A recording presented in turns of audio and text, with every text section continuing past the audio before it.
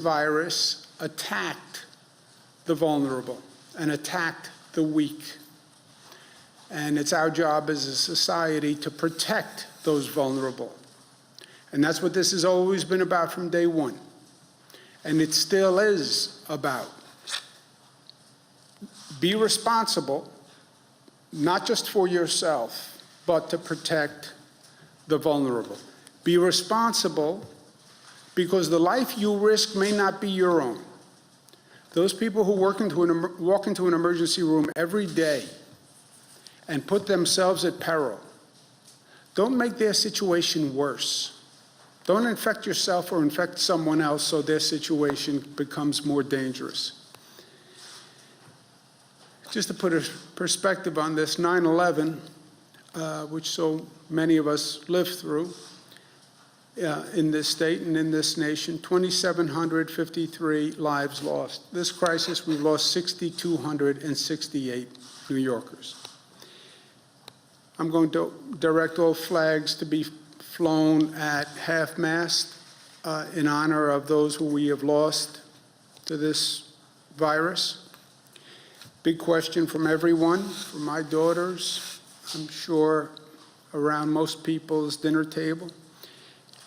When will things go back to the way they were? I don't think it's about going back. I don't think it's ever about going back. I think the question is always about going forward. And that's what we have to deal with here. It's about learning from what we've experienced, and it's about growing, and it's about moving forward. Well, when will we return to normal? I don't think we return to normal. I don't think we return to yesterday, where we were. I think if we're smart, we achieve a new normal. The way we are understanding a new normal when it comes to the economy and a new normal when it comes to the environment.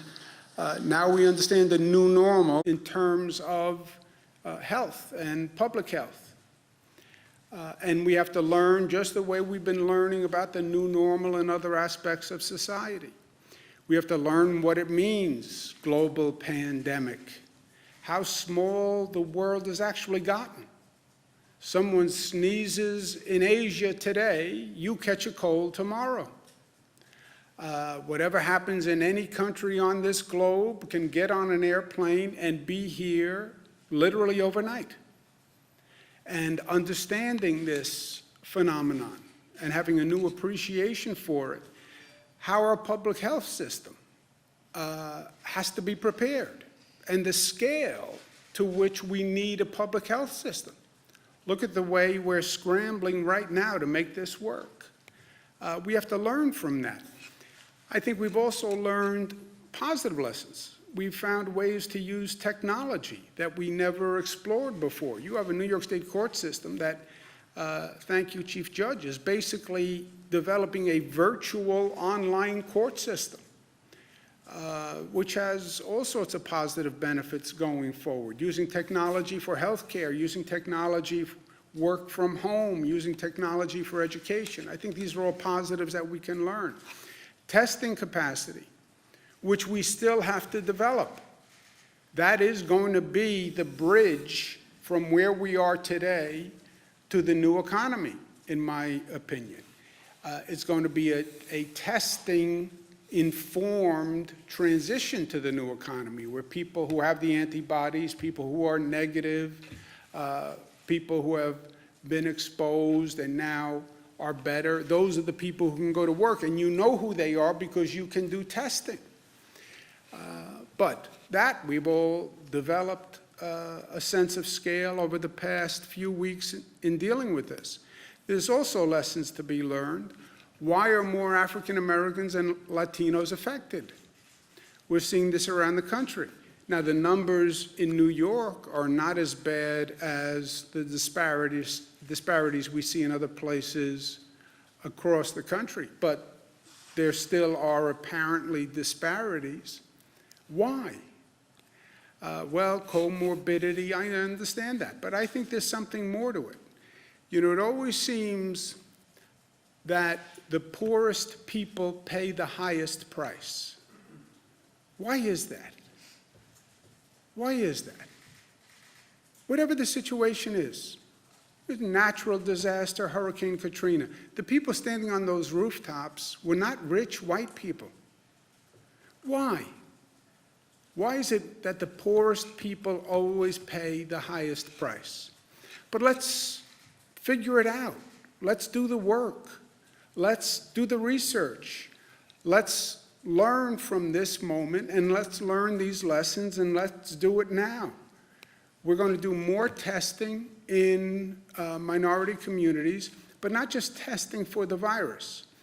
Let's actually get research and data that can inform us as to why are we having more people in minority communities, more people in certain neighborhoods. Why do they have higher rates of infection? I get the comorbidity. I get the underlying illness issue. But what else is at play? Are more public workers Latino and African American who don't have a choice, frankly, but to go out there every day and drive the bus and drive the train and show up for work and wind up subjecting themselves to, in this case, the virus, whereas many other people who had the option just absented themselves. They live in more dense communities, more urban environments. But what is it? And let's learn from that, and let's do it now. I'm going to ask our SUNY Albany Chief, Dr. Javidan Rodriguez, to head an effort to do it right now. We'll do more testing in minority communities now, with more data research done now. So let's learn now. Department of Health will be doing it along with Northwell. But let's learn these lessons now. We're also going to make an additional $600 payment to all unemployed New Yorkers. The federal government says they will reimburse us for it, but people need money now in their pocket. So New York will be doing that immediately. We're also extending the period covered by unemployment benefits for an additional 13 weeks, goes from 26 weeks to 39 weeks, so that should be a relief.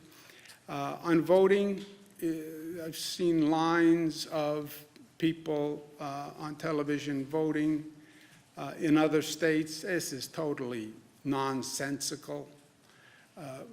God bless them for having such diligence for their civic duty that they would go stand on a line to vote, but people shouldn't have to make that choice. And where, by executive order, all New Yorkers can vote absentee on June 23rd, primaries coming up. I want to say thank you to the many places and people who are working with the state of New York. Mercury Medical donated 2,400 BiPAP machines. BiPAP machines are technically not ventilators, but they can be modified to effectively ventilate, even though they're not ventilators, and we're using them. They were brought up from Florida. Thank you very much, JetBlue, for doing that. I also want to thank Oregon and Washington State and California for freeing up ventilators. I want to thank the direct care workers who are doing a fantastic job, and they're doing it every day. I want to thank the state workers who are showing up and doing a great job every day, every first responder.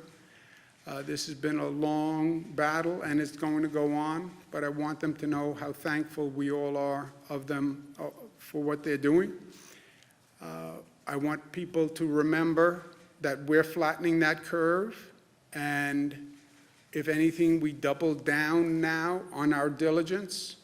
We're going to start a social media campaign. Who are you staying home for, right? It's not about staying home for yourself. Stay home for others.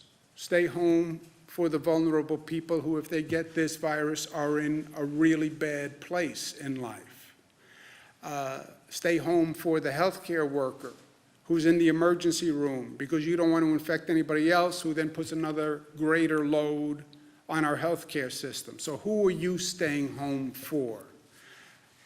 I'm staying home for my mother, but everyone. It's not about just you, it's about all of us. So who are you staying home for? And we'll start a social media campaign that does that. But thank you to all the New Yorkers for all they've done.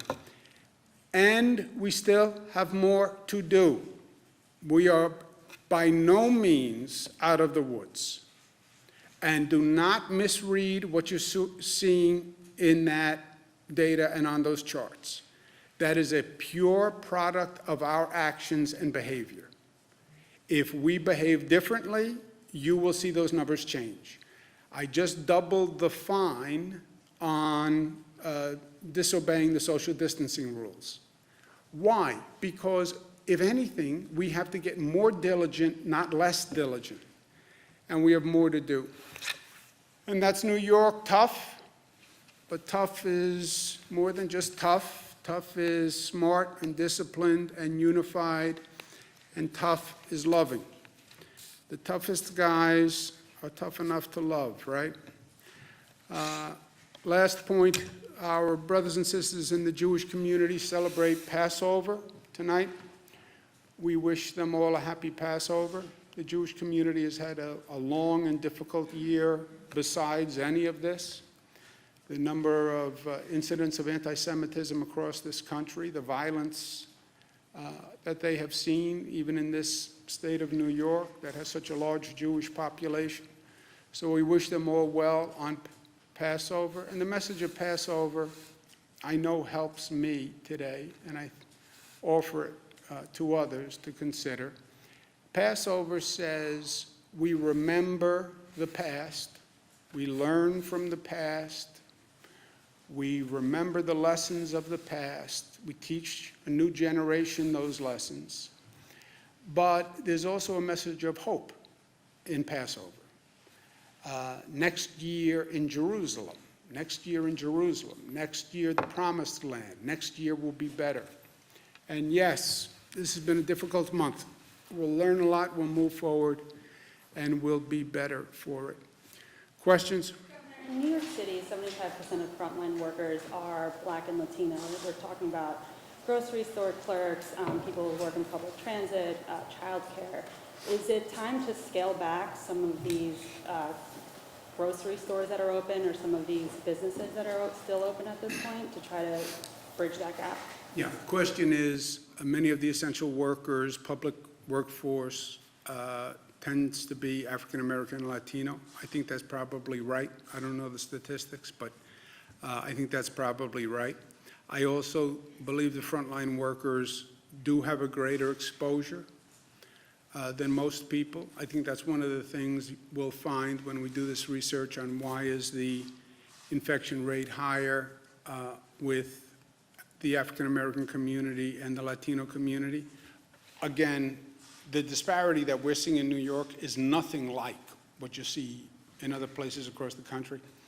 But I think it is something that we have to understand.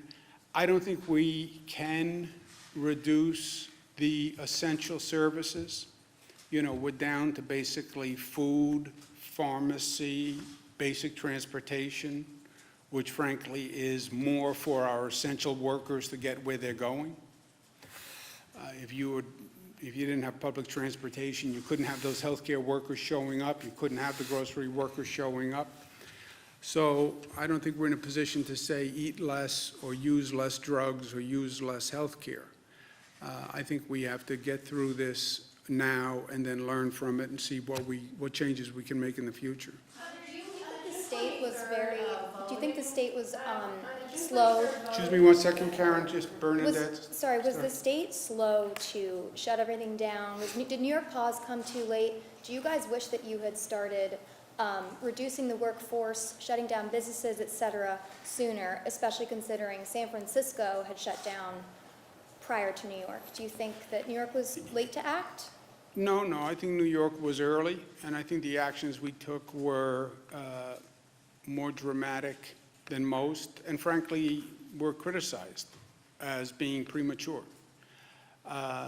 So no, I think if you could rewind the tape, you'd have to go back to last November, December.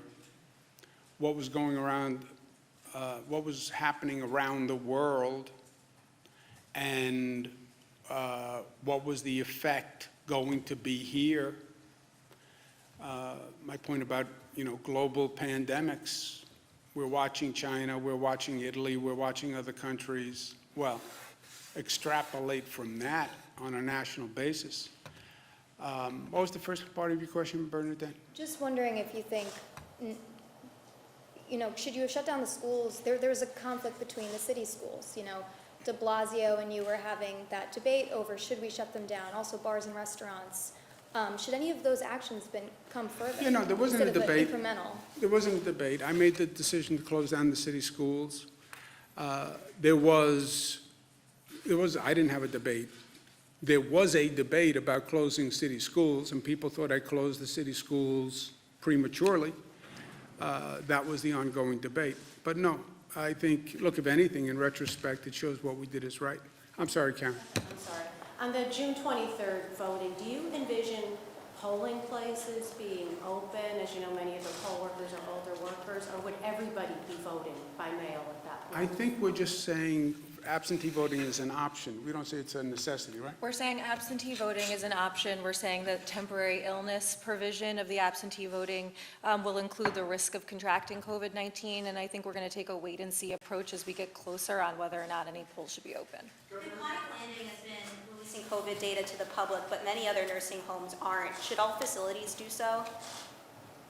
Do you understand that question? Naponic Landing? Peconic Landing and the community on Long Island that's been seeing the high number of COVID Peconic cases. Landing is a nursing home that has been releasing data. Should other nursing homes be releasing data, is the question?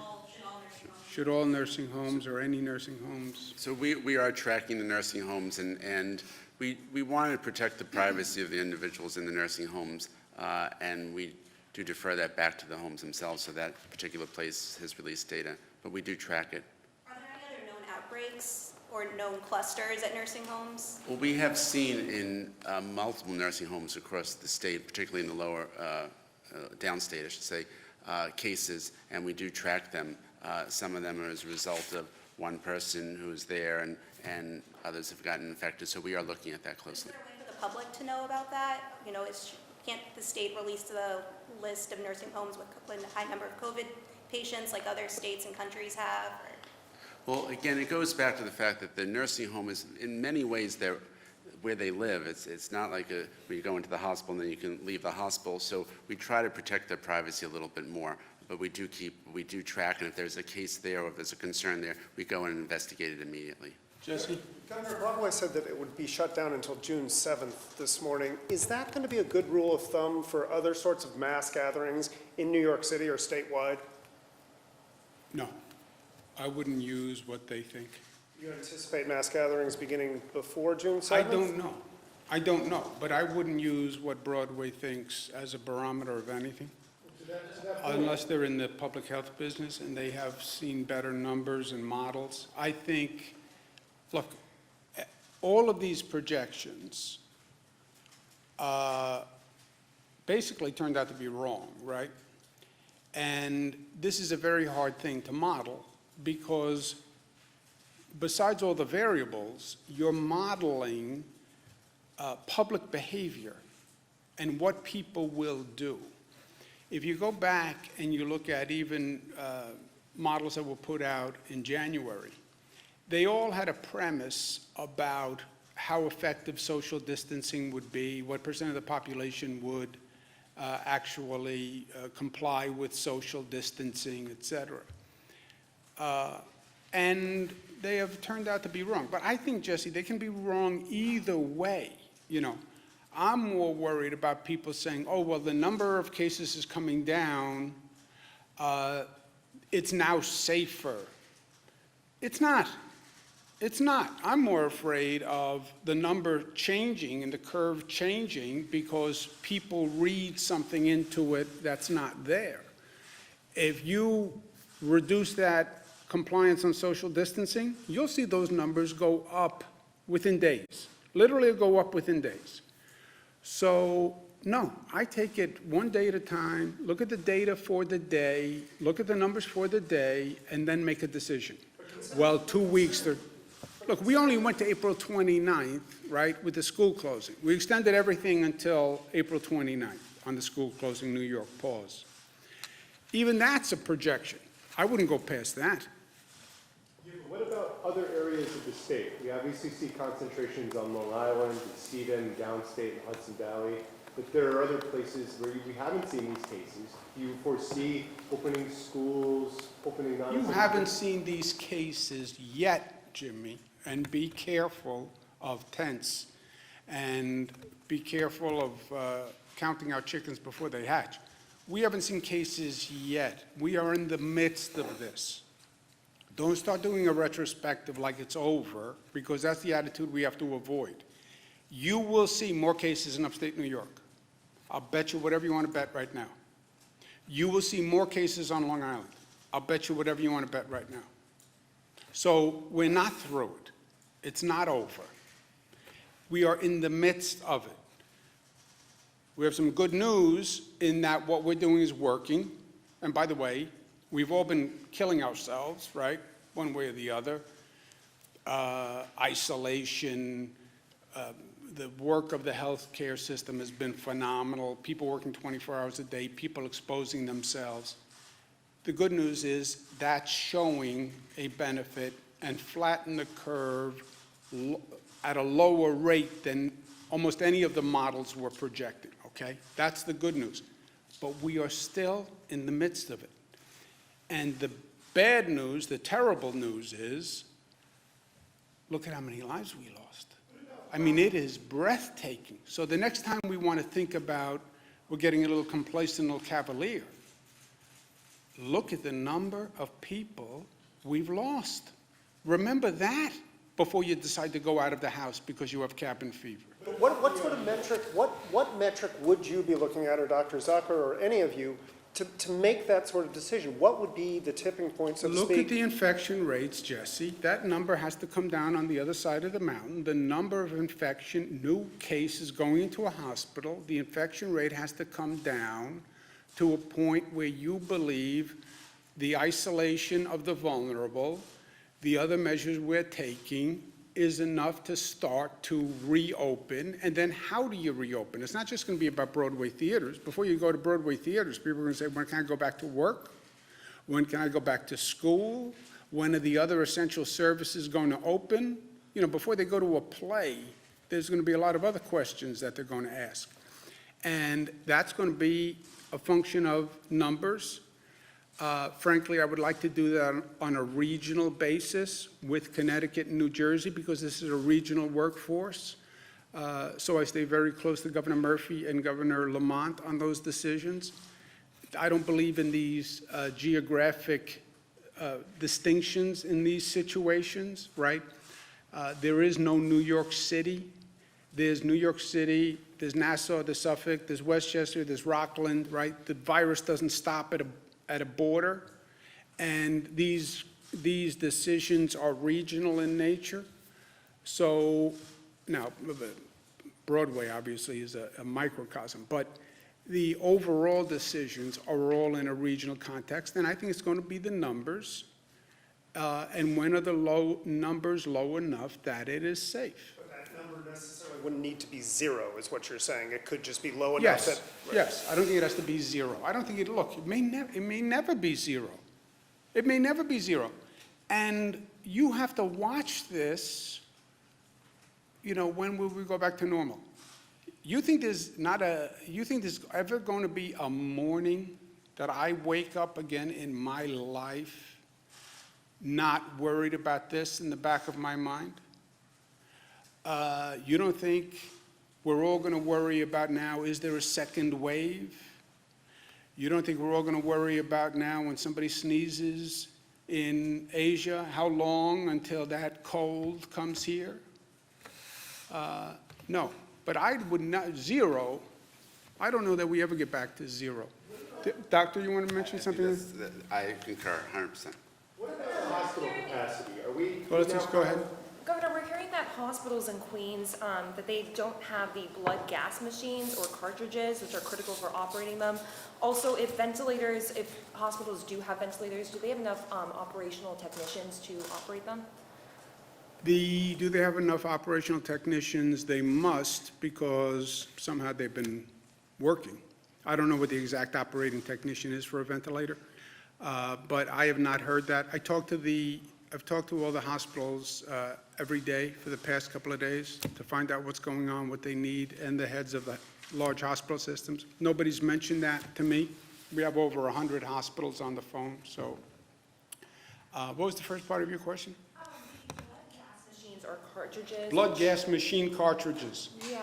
to operate. Dr. Zucker is an expert on blood gas machine cartridges. He gave me some for my birthday last year, actually. He said, just in case. I didn't know what he meant at the time. And now I know. And he's going to give me a ventilator this birthday, so I'm going to put it all together. Go ahead, you want to ask the So blood those gas? are part of the supplies to run the point-of-care testing, which is a blood gas, the lab test that we do at the bedside. And if there is a decrease in supplies, we are looking into all of them to get them to the hospitals that are needed.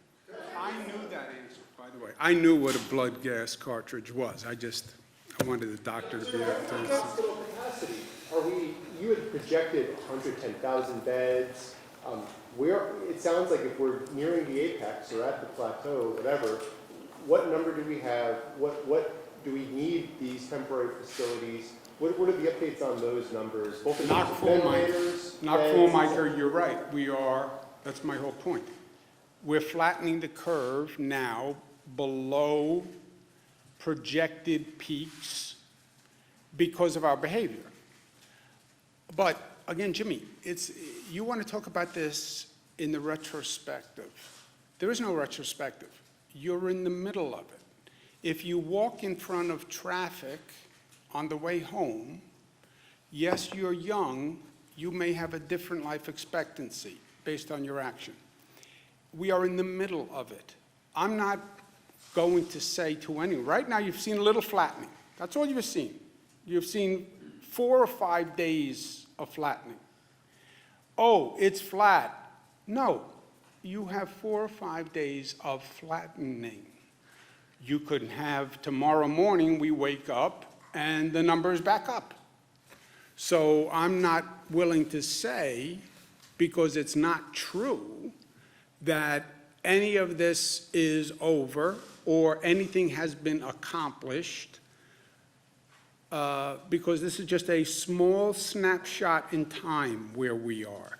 At this rate, we are below projected numbers. Governor, are you worried? Peak projection, what is the number of beds we have now, and what is the number of patients? There is no in new those beds? peak projection. There is no new peak projection. Listen to what I'm saying. Nobody is saying we peaked. We have flattened the curve. For this period of time, if you continue doing what you're doing, might one think the flattening would continue? One might think that. But nobody knows. Nobody knows. Are you worried about undercounting in terms of people that may have died at home and not been diagnosed with COVID-19? I think that's a very real possibility.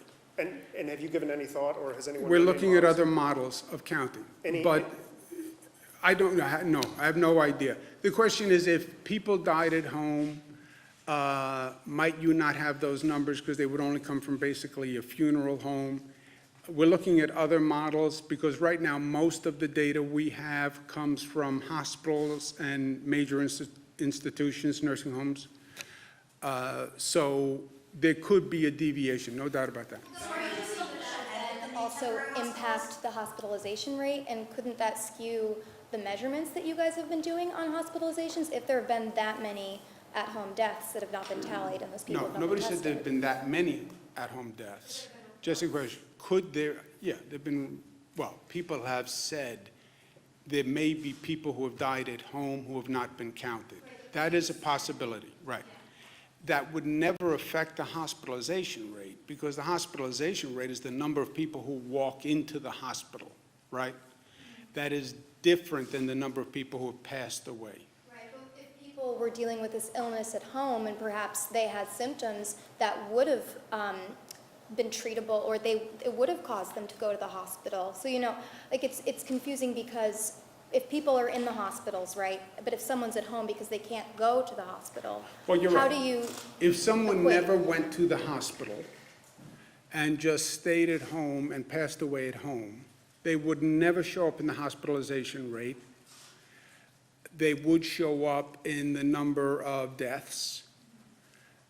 There might be, Jesse's point, there might be a lag in the number of deaths because we haven't fully aggregated all the data from all the different sources. That's possible. I don't know if it's going to be meaningful statistically, but it's possible. Sure. One more, are you moving ahead with a temporary hospital? Can I just, I'm sorry, Jim. Thank you, Governor. Governor, there is an emergency room physician in New York City, and I'm sure Dr. Zucker would want to comment on this too, who says he's seeing a very high percentage of patients, maybe 70%, die who are put on ventilators. He's thinking the approach is all wrong. We need to rethink the protocol, that these patients might not need the ventilators. They might need oxygen instead. So I think, I can't comment on exactly what they're saying, but the fact is when someone shows up in the emergency room, there's a handful of things that are going to take place. One is the oxygen is an initial therapy that someone needs, but the fact is that if someone's respiratory status gets worse, they're going to need respiratory support. The real question may be, is there other interventions that one can do? And we are looking at what other possible therapies would be out there that could possibly be given earlier, and that's all experimental. Is it possible the ventilators might be doing more harm than good? So the issue with ventilators in general is that if someone goes on a ventilator, and the government has spoken about this before, about how long people stay on the ventilator, the longer you stay on the ventilator, you end up potentially causing damage to the lung. It's a pressure that's being pushed into your lungs, and you're constantly putting pressure into those little air sacs in the lungs. It can damage them, and the high levels of oxygen also can damage your lungs. But the fact is, it's what's called the catch-22 in a lot of ways, which is where you need the ventilator, but if you're on it a long time, it can cause harm. That's why you try to get them off as fast as possible. Is this why it appears Boris Johnson's being treated with oxygen rather than a ventilator? Excuse me? Or in Great Britain? I can't comment on his case, but obviously, because I don't know the information. But when someone comes in, the initial thing to do is to give someone oxygen by mask, and if someone gets worse, then you end up intubating them. What's happened with these patients is that they get worse relatively quickly, and so there's a lot of interventions that have to happen relatively quickly as well. Yeah, I'm not a medical doctor, obviously, but look, nobody wants to put people on the ventilator. I've discerned that much. And I think you're right, the percentage of people who go on the ventilator who never come off the ventilator is incredibly high. I've even heard like closer to 80%. I don't think the ventilator is doing that. I think that's why they're on the ventilator. They're doing the ventilator as basically a last resort. So when they put you on the ventilator, it's because everything else has failed, and that's why the mortality rate is so high on the ventilator. And that's what we're seeing here.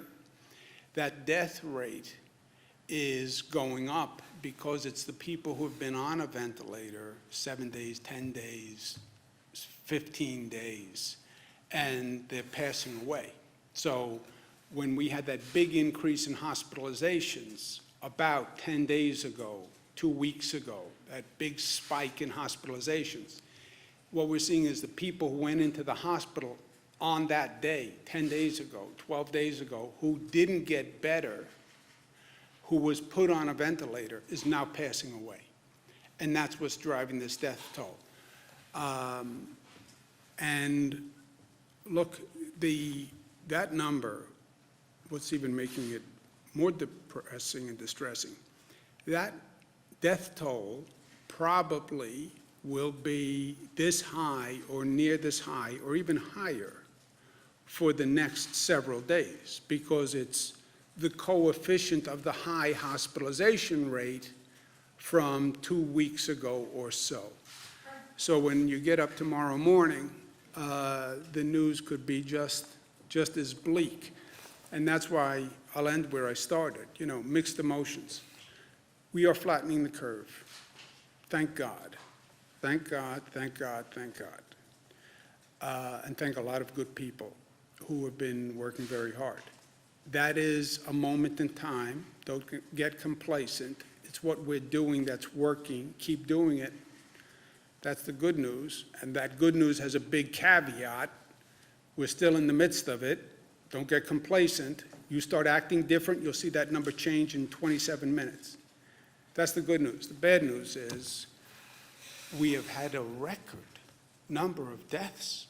I mean, I went through 9/11. I thought in my lifetime I wouldn't have to see anything like that again. Nothing that bad, nothing that tragic. I remember the number of funerals after 9/11. I remember the grief after 9/11. That this should literally eclipse that in terms of numbers of dead in this state, it's almost unimaginable to me. Then how do you square those two things? We're making progress. We lost more people than ever before on a single day. Okay, I'm going to work. Thank you, guys. Temporary hospitals outside of job and comfort across the state? We are not building more. We're still maintaining them. We are still in the midst. Don't get overconfident. Don't get complacent. We're still in the midst of this. This can still turn any way from Sunday. Governor, have you spoken to Gavin Newsom in California about a have been- possible consortium to buy medical supplies? I have not talked to him about a possible consortium, but it's one of the things the National Governors Association is talking about. Because what we just went through, where states are competing with other states, this made absolutely no sense for anyone. So a statewide consortium would be a positive alternative, or a federal government that did all of the purchasing instead, Jesse, and then just gave it to the states that You need need it. a multi-state consortium, all right? Federal government can purchase, right? When I was in the federal government, FEMA effectively was the shipping clerk. They did the purchasing, they disseminated to the states. That's the simplest system. Federal government on a federal disaster, which means multiple states, that's a federal disaster. They are the purchasing entity. They are the master strategist for the operation. That's option A. If the federal government's not going to do it, option B, let the states as a consortium be a purchasing consortium. That's what the National Governors Association conversation is. Because what happened here, where I place a bid, Chicago places another bid, California places another bid, that's just madness. Talk to you later. Thank you. There's still be a presidential primary on the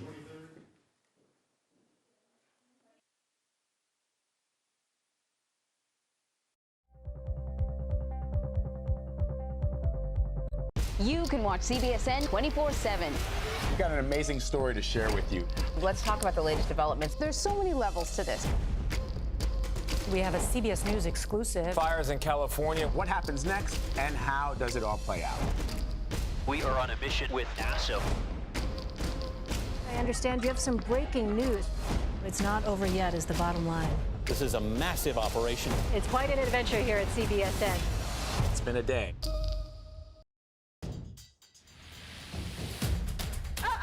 Wow. That's not normal.